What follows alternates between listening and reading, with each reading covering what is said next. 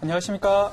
금요일 밤 여러분의 건강을 책임지는 건강 스페셜 김병민입니다. 네, 안녕하세요. 김정인입니다. 오늘도 정말 풍성하고 여러분들이 알면 도움이 될 만한 정보들로 가득 차 있으니까요. 대화 끝까지 함께해 주시기 바랄게요. 네, 그럼 오늘 이야기 나눠볼 주제 화면으로 만나보시죠. 과거 운동선수가 더 이상 선수 생활을 할 수 없을 정도로 심각한 부상으로 여겼던 질환이 있습니다. 바로 무릎 십자인대 파열인데요. 운동선수뿐 아니라 평소 격렬한 스포츠를 즐기는 일반인은 물론이고 교통사고와 같이 일상생활에서 다양한 경위로 부상을 당할 수 있기 때문에 각별한 주의가 필요합니다. 십자인대와 더불어 손상이 잦은 부위로 꼽히고 있는 무릎인대가 또 있죠. 무릎 관절 양쪽 측면에 위치한 측부인대, 정확한 위치와 발병 원인은 무엇일까요? 무릎 십자인대와 측부인대 손상, 과연 어떠한 치료와 재활로 다시금 무릎의 기능을 회복할 수 있을지 오늘 건강 스페셜에서 자세히 알아봅니다.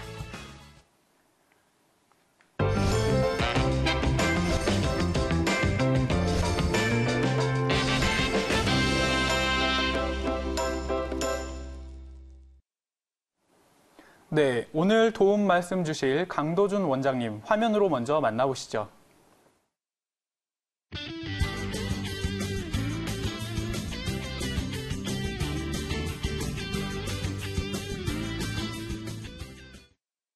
네, 안녕하세요. 안녕하세요. 네, 오늘 강도준 원장님과 함께 네. 무릎 인대 손상에 대해서 한번 이야기를 나눠볼 텐데요. 정현 씨, 요즘 각종 사건, 사고나 네. 다양한 스포츠를 즐기는 분들이 많아지면서 무릎 인대를 다치는 분들이 꽤 많이 늘고 있다고 하죠? 네, 맞습니다. 실제로요, 이제 무릎의 근육이, 그리고 다리의 근육이 많이 없으신 분들, 저와 같이 그런 분들의 경우에는 더 각별히 주의를 하셔야겠는데요. 네, 맞습니다. 무릎인데 정확히 어떤 구조물인지 알아야지 우리가 그렇죠. 어떻게 다치는지 네. 또 다쳤을 때 해결법, 치료법도 알 수 있을 것 같아요. 강도준 원장님, 무릎인대는 어떻게 구성되어 있습니까? 네, 그림 보시면 무릎 관절은 하나의 허벅지 뼈와 두 개의 종아리 뼈로 이루어져 있습니다. 이 뼈끼리 만나는 공간은 주머니로 쌓여져 있고요. 이 뼈 주위에는 중요한 4개의 무릎 인대가 있습니다. 이 인대들은 무릎을 단단히 잡아주고 활동할 때마다 무릎이 흔들리지 않도록 유지해주는 그런 기능을 합니다. 2개의 십자인대, 2개의 측부인대로 이루어져 있는데요. 무릎의 앞뒤로 십자인대와 후방 십자인대가 위치해 있고 안쪽과 바깥쪽으로 내측 측부인대와 외측 측부인대가 위치해 있습니다. 십자인대는 무릎이 앞뒤로 흔들리는 것을 방지해주고 측부인대는 무릎이 좌우로 흔들리는 것을 방지해줍니다. 무릎 인대는 몸의 체중을 버텨내기 때문에 매우 질긴 조직으로 되어 있고요. 하지만 심하게 넘어진다든가 교통사고를 당한다든가 무릎에 갑자기 큰 힘이 가해져서 무릎이 뒤틀리면 무릎 인대에 저항이 걸리는데 인대가 버틸 수 있는 힘 이상의 힘이 가해지게 되면 인대는 파열이 되게 됩니다. 다리의 좌우로 큰 힘이 가해지면 측부인대가 손상이 되고요. 앞뒤로 큰 힘이 가해지면 십자인대가 손상이 되게 됩니다. 힘이 여러 방향에서 가해지게 되면 동시에 여러 인대가 끊어질 수도 있고요. 심지어는 이 4개의 인대가 동시에 다 끊어질 수도 있습니다. 네. 시청자 여러분들께서는 측부인대보다는 아마 십자인대라는 단어를 많이 들어보셨을 것 같아요. 네, 맞아요. 이제 우리 흔히 운동선수들부터도 십자인대 때문에 경기 출장을 하지 못했다 또는 십자인대 수술 후에 현재 재활치료 중이다라는 이야기를 우리가 많이 들어보게 되는데요. 네, 어떻습니까? 네. 실제로 정말 그런 운동선수들도 많지만 제 주변에서 네. 십자인대 파열된 친구도 있거든요. 특히나 들어보면 군대에서 축구하다가 그렇게 많이 다친다고 네, 들었는데 네. 이처럼 일반인들도 뭐 축구나 격렬한 운동을 하면서 파열되는 십자인대 이로 인해 한 해 10만 명가량이 전방 십자인대 손상으로 치료받고 있다고 들었어요. 네, 맞습니다. 네. 그리고 이제 또 겨울이 다가오고 있지 않습니까? 우리 또 대표적인 겨울 스포츠, 바로 스키나 스노우보드가 있는데요. 네. 바로 이런 운동을 즐기시다가 또 이렇게 십자인대를 다치시는 분들이 꽤 많다고 합니다. 그런데 문제는 보통 초기에는 통증이 심하지만 며칠 지나면 자연스럽게 통증이나 붓기가 가라앉다 보니까 사실 이걸 단순한 타박상으로 오인하고 치료 시기를 놓치시는 분들이 꽤 많습니다. 자, 전방 십자인대에 대해서 좀 더 자세히 알아보면 참 많은 도움이 될 것 같습니다. 원장님? 네, 그림 보시면 전방 십자인대는 허벅지뼈와 정강이뼈를 연결해주는 그런 위치에 있습니다. 대각선으로 허벅지뼈 바깥쪽에서 정강이뼈 안쪽으로 연결되어 있는 인대가 전방 십자인대고요. 후방 십자인대는 그 바로 뒤에 반대 대각선으로 붙어 있습니다. 두 인대가 무릎 가운데에서 십자 모양으로 교차하기 때문에 십자인대라는 이름이 붙었고요. 전방 십자인대는 후방 십자인대와 함께 정강이뼈를 앞뒤로 움직이지 않게 잡아주는 역할을 합니다. 특히 전방 십자인대는 정강이뼈가 앞으로 튀어나오지 않게 그렇게 잡아주는 역할을 하는데 동시에 정강이뼈가 안쪽으로 돌아가지 않게 예방해주는 그런 역할도 합니다. 따라서 활동할 때 정강이뼈에 무리하게 힘이 가해지면 전방 십자인대가 버텨주는데 만약에 무릎에 전방 십자인대가 버틸 수 있는 이상의 힘이 가해지게 되면 전방 십자인대가 파열되게 됩니다. 그러면 이 십자인대 파열 이야기를 많이 들어봤는데 전방 십자인대가 원래 약한 인대인 건지 아니면은 그래도 버텨줄 수 있는데 무리하게 충격이 가해져서 다치는 건지 어떤 충격에 유독 손상이 당하는지 궁금해요. 네, 전방 십자인대 손상에 관여하는 요소가 여러 가지가 있는데요. 네.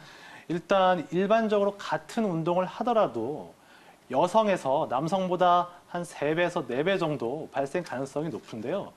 여성은 뼈가 더 작고 근육이 작기 때문에 좀 더 손상의 위험이 높습니다. 일상적으로 걸어 다닐 때도 어느 정도 십자인대에 힘이 가해지는데 갑자기 멈추는 동작이나 급가속 활동을 하게 되면 네. 평소에 십자인대에 걸리는 힘의 3배에서 4배 정도 더 힘이 걸리게 되고요. 이때 손상의 가능성이 높아지게 됩니다. 갑자기 뛰다가 방향을 바꾸거나 아니면 갑자기 멈추는 동작을 하거나 아니면 무릎을 펴고 뛰어서 착지하는 동작을 하거나 발이 지면에 고정된 상태에서 몸을 돌려서 무릎을 비트는 동작을 하게 되면 전방 십자인대가 쉽게 손상이 됩니다. 따라서 이러한 활동이 많은 축구나 농구, 스키 이런 활동을 할 때 전방 십자인대 파열이 많이 오게 됩니다. 네. 그렇군요. 자, 운동을 할 때뿐만 아니라 그러면 결국 일상생활 중에서도 네. 충분히 이런 파열이 발생할 수 있다는 이야기인데 그러면 전방 십자인대 손상이 된 분들은 내원하셨을 때 주로 어떤 증상을 호소하시나요? 네, 가장 주된 증상은 무릎 통증입니다.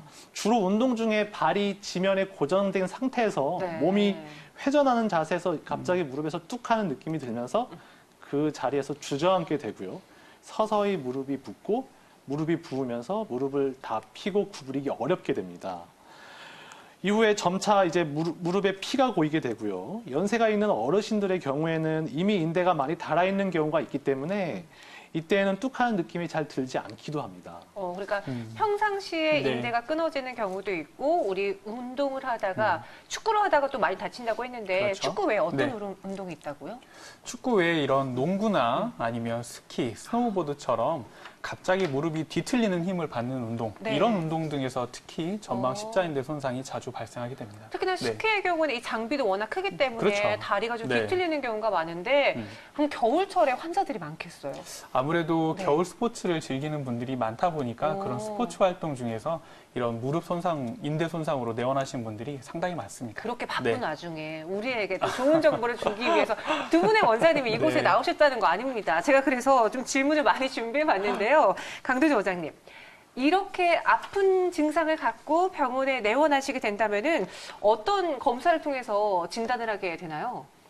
네, 전방 십자인대 손상을 진단하기 전에 일단 십자인대 손상 때 다른 중요한 동반인대 손상이나 연골판 손상 유무를 확인을 해봐야 되는데요. 그림 보시면 전방 십자인대 손상 시에는 다른 인대 손상이나 반월상 연골판 손상이 동시에 오는 경우가 있습니다. 특히 반월상 연골판 손상과 함께 오는 경우가 많은데 전방 십자인대 손상 환자 중에서 한 3분의 1 정도가 반월상 연골판이 같이 손상되는 것으로 알려져 있습니다. 전방 십자인대 손상이 있어도 적절한 치료를 받지 않고 방치하는 경우에는 반월상 연골판의 손상 가능성이 훨씬 더 증가하게 됩니다.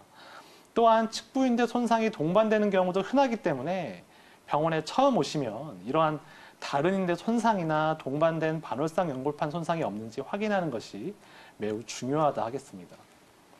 무릎이 이제 비틀리는 동작에서 뚝 하는 느낌이 들어 주저앉고 이후 무릎이 부어서 쩔뚝이면서 병원을 방문하는 경우가 가장 많은데요. 실제로 무릎을 다쳐서 무릎이 붓는 경우에 이런 환자의 90% 이상에서 전방 십자인대 파열을 저희가 확인할 수가 있습니다. 다쳐서 며칠 안 돼서 병원을 방문하시는 경우에는 무릎이 많이 부어 있기 때문에 통증이 심해서 자세한 진찰을 하기가 매우 어렵습니다. 네. 그래서 이때는 주로 다친 상황을 문진하고 부어 있는 무릎을 확인하고 엑스레이라든가 MRI 검사를 시행해서 전방 십자인대 파열을 진단하게 됩니다. 다친 지 수개월이 넘어서 오랜 시간이 지난 경우에는 무릎의 심한 통증보다는 불편감을 호소하며 병원을 방문하시는 경우가 많은데요. 실제로 십자인대가 끊어져도 어느 정도 시간이 지나면 통증이 호전되기 때문에 병원 방문을 미루다 치료 시기를 놓치는 경우가 많습니다. 이 경우에는 자세히 무릎을 진찰하는 게 십자인대 파열 진단에 매우 도움이 됩니다. 그리고 엑스레이나 MRI 촬영 등을 통해서 동반된 인대 손상이나 반월상 연골판 손상 등을 확인할 수 있습니다. 네, 그렇습니다. 전방 십자인대 손상은 그만큼 무릎에 큰 충격이 가해지면서 발생하기 때문에 네. 전방 십자인대 하나만 손상되는 경우도 있지만 지금 이야기 들으신 것처럼 측부인대나 또는 반월상 연골판 같은 조직이 함께 손상이 동반되는 경우가 많습니다. 네. 그래서 이런 조직이 함께 손상되었는지 여부를 정확하게 확인하고 치료 방향을 결정하는 게 중요하다고 하겠습니다. 자, 전방 십자인대가 파열이 됐다고 해서 누구나 다 수술이 필요한 건 아니거든요. 그렇겠죠. 자, 분명히 파열 단계에 따른 치료법들이 다를 텐데 어떤 치료법들이 있을까요? 네, 다친 지 며칠 되지 않아서 병원을 방문하신 경우는 저희가 급성 손상이라고 하는데요. 네. 이때는 아주 통증이 심하고 걷는 게 어렵기 때문에 일단은 통증을 좀 가라앉히는 치료가 중요하다 하겠습니다. 먼저 다리를 심장보다 높은 위치에 위치하는 것이 좋은데 다리 밑에 베개를 놓거나 부목을 대서 무릎의 미세한 움직임을 최소화하고요. 붕대를 감싸고 얼음찜질을 해서 급성 염증을 조절하고요. 2차적으로 무릎 관절에 손상이 오지 않도록 방지해 줍니다.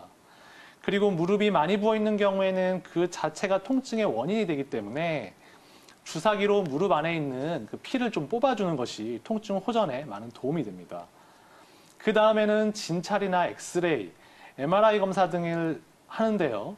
이때 치료 방법을 결정할 때 몇 가지 기준이 있습니다.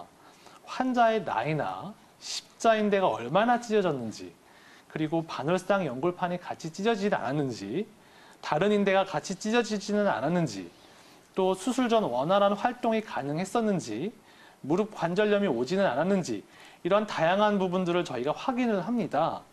환자가 다치기 전에도 활동적이었고 전방 십자인대 파열이 명백하면 이제 수술적 치료를 시행하는데요.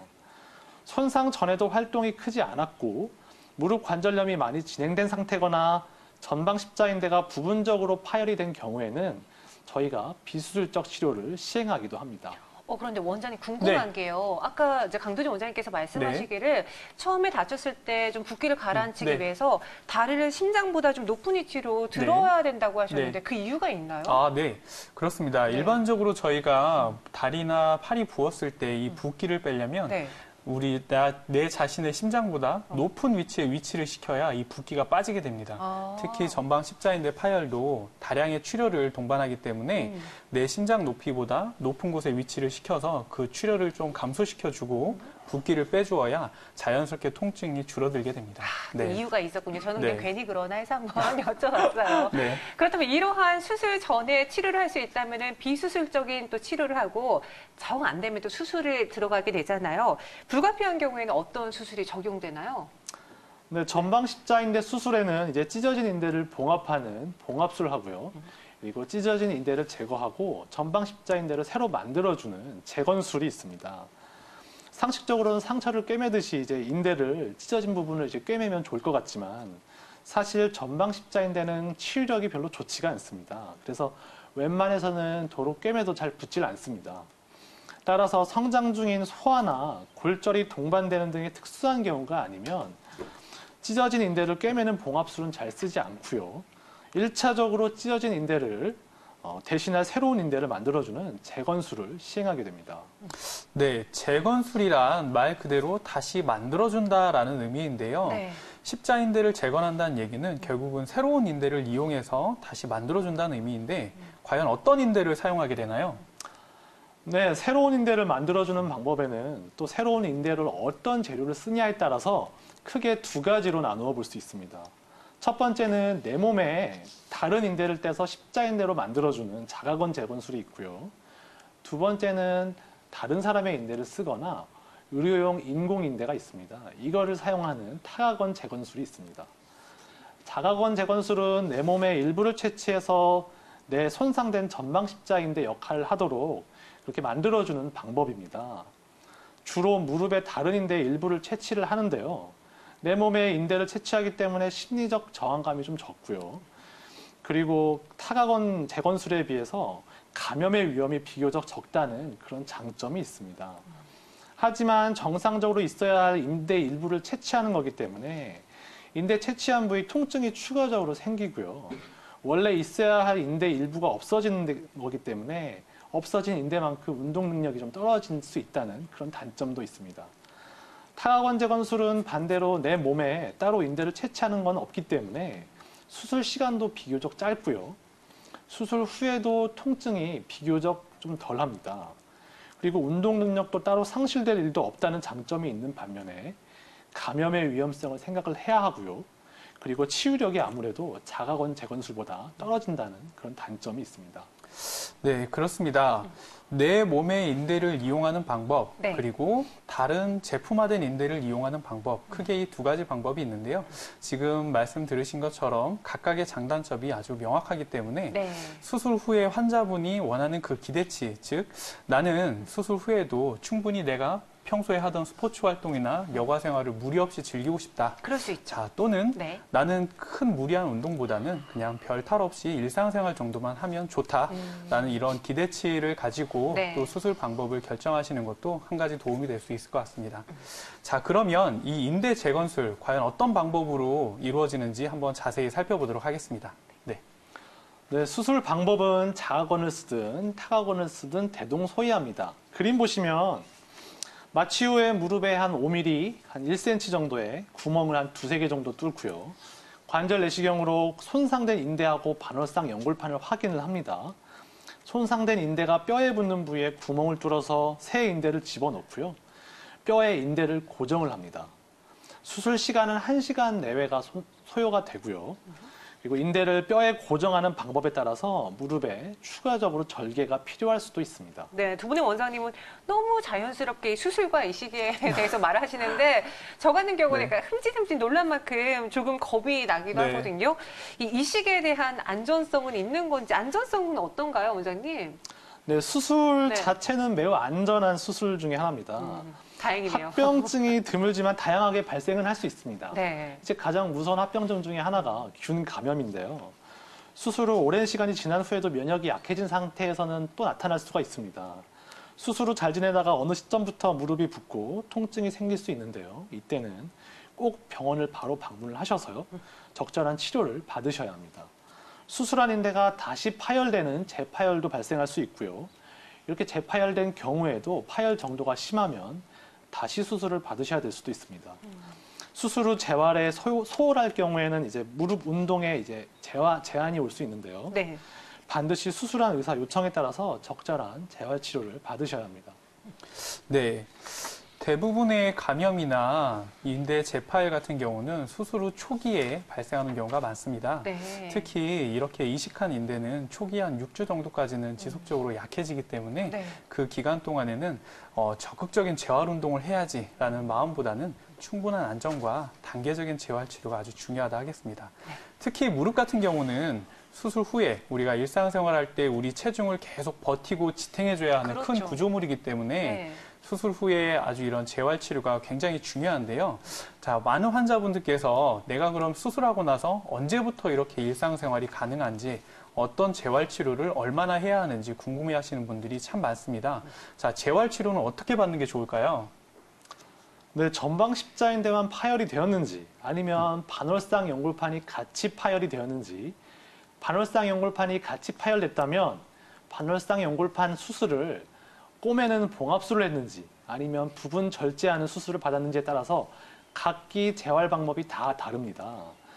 일반적으로 전방 십자인대 단독 파열의 경우에는요, 수술 직후에 이식한 인대의 강도가 아까 말씀하셨듯이 가장 강하고 이후 6주 동안 천천히 약해집니다. 이후 수개월간 점차 세포가 증식되면서 강해지는 그러한 코스를 밟게 되는데요.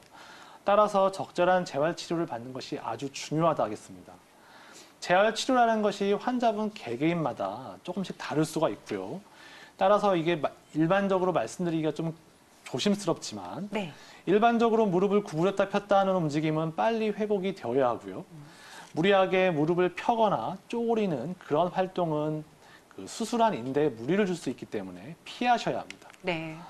수술 후 정강이 뼈를 잡아주는 무릎 보조기가 필요하고요. 보통 4에서 6주간 보조기를 착용하게 됩니다.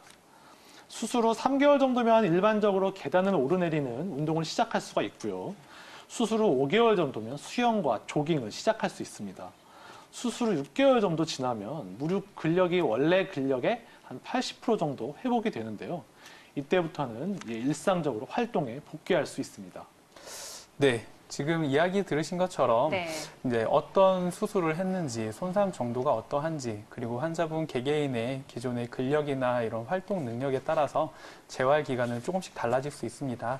하지만 일반적으로 한 6주 정도의 보조기 착용 기간이 필요하고 네. 꾸준한 재활 운동을 했을 때 한 6개월 뒤에는 원래 본인 무릎의 한 80% 정도 회복이 가능하기 때문에 그때는 어느 정도 일상생활이 충분히 가능하다 하겠습니다. 네. 네. 그런데 간혹요, 주변에서 보면은 이 통증에 무디신 분들도 있어요. 네. 그런 분들의 경우에는 이제 전방 십자인대가 완전히 파열됐음에도 불구하고 좀 불편하지만 견딜만해라고 수술 안 받고 버티시는 네, 분들도 있고요. 맞습니다. 또 개인적인 사정으로 인해서 그 시기가 늦춰지시는 분들도 있을 텐데 이렇게 될 경우에는 어떻게 좀 안 좋은 예후가 되지도 않을까 걱정이 돼요. 원장님 어떻습니까? 네, 전방 십자인대가 파열된 경우에도 수술하지 않아도 상당한 시간이 지나면 천천히 통증이 호전되는 그런 경향을 보입니다. 하지만 찢어진 십자인대는 치유력이 약하기 때문에 저절로 찢어진 인대가 회복되는 경우는 아주 드물고요. 네. 다른 무릎의 인대나 반월상 연골판이 같이 찢어지는 경우도 있기 때문에 반드시 병원에 방문하셔서 제대로 치료를 받으셔야 합니다. 전방 십자인대가 완전 파열이 된 상태에서 수술을 받지 않으면 십자인대가 하는 역할, 그 정강이 뼈를 잡아주는 안정성이 떨어지게 되고요. 그럼 장기적으로 무릎을 쓰는 활동을 할 때마다 무릎 안쪽 구조물에 자꾸 부하가 걸리게 되고요. 반월상 연골판이 잘 찢어지게 되고 관절염이 빠르게 진행할 수 있습니다.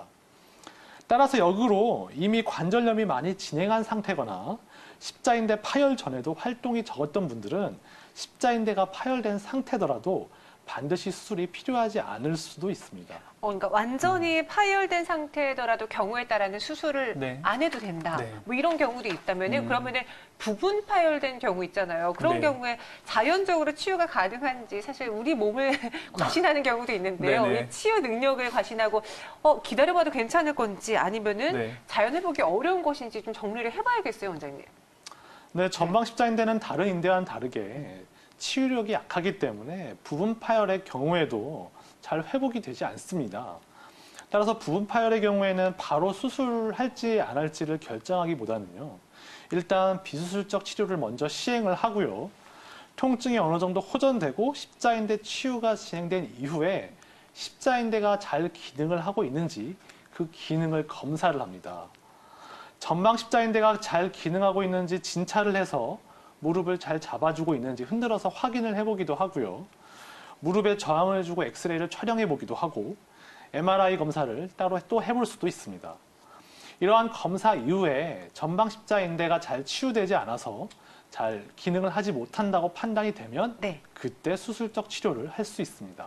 그러니까 전방 십자인대 파열은 이제 최종 단계라고 해야 되나 거의 대개 재건술로 네. 이어질 수 있다는 거죠. 네, 그렇습니다. 네. 전방 십자인대가 부분 파열일 경우에는 충분한 안정과 함께 재활 치료를 한번 시작해 볼 수 있지만 네. 그 면밀히 상태를 관찰해서 만약 그 기능이 떨어지거나 또는 십자인대가 완전 파열인 경우에는 수술적 치료를 고민해야 합니다. 네. 특히 전방 십자인대 파열의 치료 시기를 놓치게 되면 이야기 들으신 것처럼 반월상 연골판 파열이나 아니면 또는 퇴행성 관절염으로의 진행이 가능하기 때문에 특히 수술 시기를 놓치지 않도록 네. 주의하는 게 좋습니다. 알겠습니다. 자, 이번에는 저희 후방 십자인대에 대해서 한번 알아보는 게 좋을 것 같습니다. 자, 후방 십자인대 손상은 어떤 경우에 주로 발생하는지 네. 그리고 어떤 증상들이 있는지 한번 알아보면 좋을 것 같습니다. 원장님 어떤가요?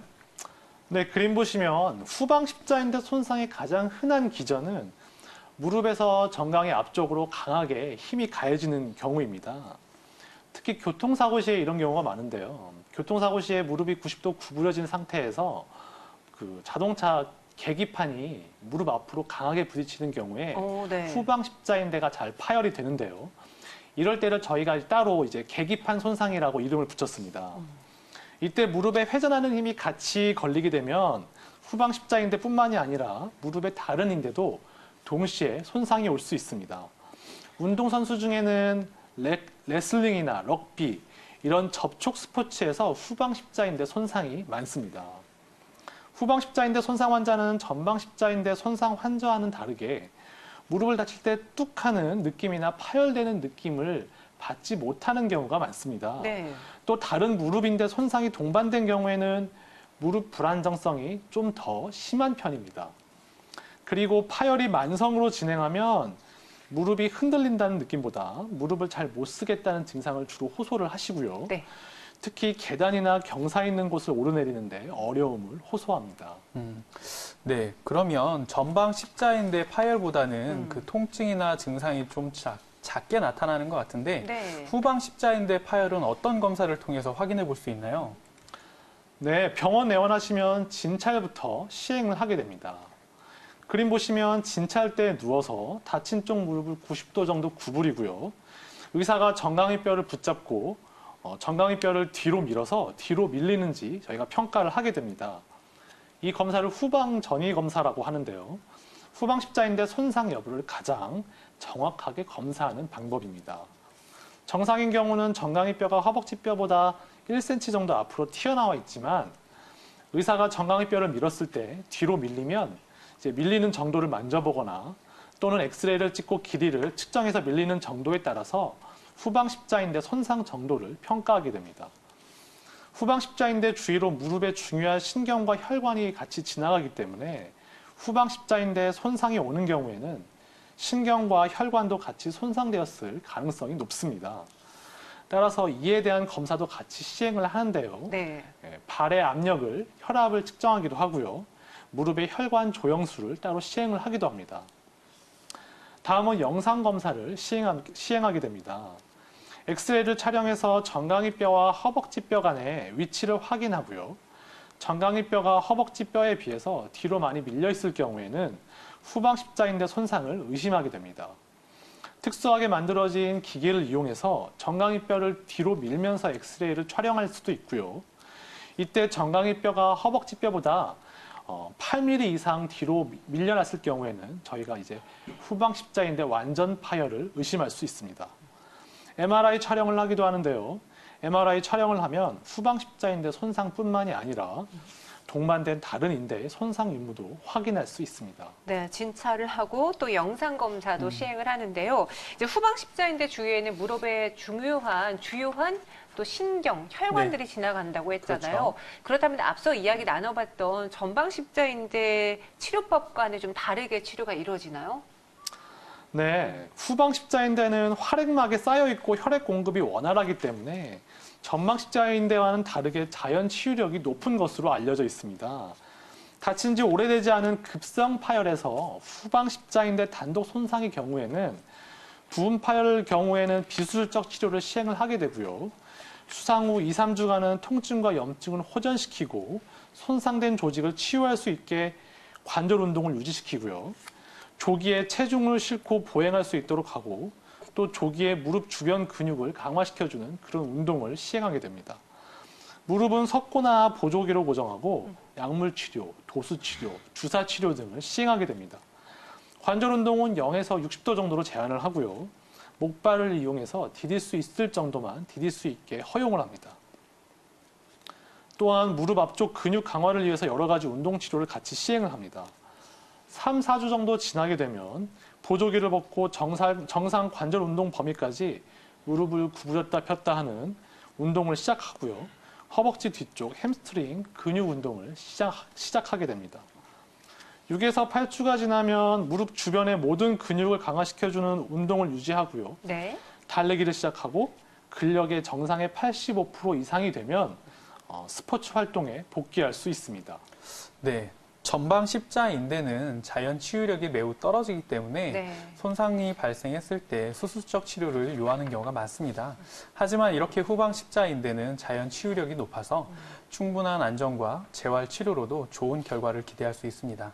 네, 그런데 우리가 부주의로 이러하게 네. 다치잖아요. 근데 부주의 이야기하면은 아이들의 사고도 그렇죠. 빼올 수가 없는데 네. 뭐 넘어지고 떨어지고 미끄러지고 참 많이 네. 다치거든요. 맞습니다. 그럼 우리 아이들의 경우에는 소아 전방 십자인대 파열 시 치료법이 성인들과는 조금 다르게 진행이 되는지 어떻게 이루어질 수 있을까요? 네, 일단 소아는 십자인대 파열이 성인보다 훨씬 드뭅니다. 네. 왜 그러냐면 소아는 뼈가 약하기 때문에 음. 무릎에 이제 외상을 입게 되면 십자인대 파열 전에 뼈가 부러지는 경우도 흔하기 때문입니다. 최근에는 하지만 청소년들이 스포츠 활동 참여가 늘어나고 또 MRI가 병원마다 널리 보급이 되었기 때문에 소아에서 전방 십자인대 파열 빈도도 늘어나고 있습니다. 소아는 성인보다 인대 치유력이 훨씬 좋습니다. 따라서 전방 십자인대 부분 파열의 경우에는 비수술적 치료를 해도 성인보다 잘 회복될 수 있습니다. 하지만 전방 십자인대 완전 파열이 되었으면 그때는 소아도 수술적 치료가 필요할 수 있습니다. 전방 십자인대 완전 파열의 경우에도 소아는 연령에 따라 치료 방침이 조금씩 다릅니다. 네. 일반적으로 소아는 성장판이 있기 때문에 성인에서 수술하듯이 뼈에 구멍을 뚫고 수술을 하면 성장판에 손상이 와서 소아 성장에 장애가 올 수 있습니다. 네. 따라서 하나의 뼈 성장 정도나 성장판이 얼마나 열려 있는지에 따라서 수술 방법이 좀 다른데요. 일반적으로 말씀드리면 초등학교까지는 성장판을 침범하지 않도록 하는 기법으로 수술을 시행하게 되고요. 중학생이 넘어가면 성장판이 어느 정도 다치기 때문에 성장판을 관통해서 무릎뼈에 구멍을 뚫고 수술을 시행하게 됩니다. 네, 이렇게 오늘 건강 스페셜에서는요, 남녀노소 네. 피할 수 없는 무릎 인대에 대해서, 이 손상에 대해서 이야기를 나눠보고 있습니다. 그럼 저희 잠시 광고 보고 나서는요, 무릎 안쪽의 축부인대 손상에 대해서 이야기 나눠보도록 하죠. 네.